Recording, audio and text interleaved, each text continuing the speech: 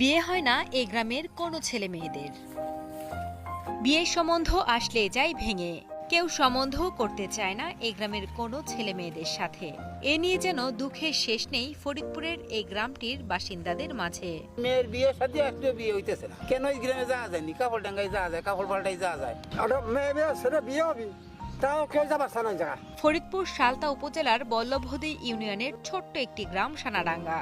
এই গ্রামের মানুষের প্রধান পেশা কৃষি। ২০০০ সালের দিকে গড়ে ওঠা এই গ্রামে প্রায় অর্ধশত পরিবারের অন্তত ২৫০ মানুষের বসবাস। স্কুল, মাদ্রাসা, মসজিদ সবই রয়েছে এই গ্রামে।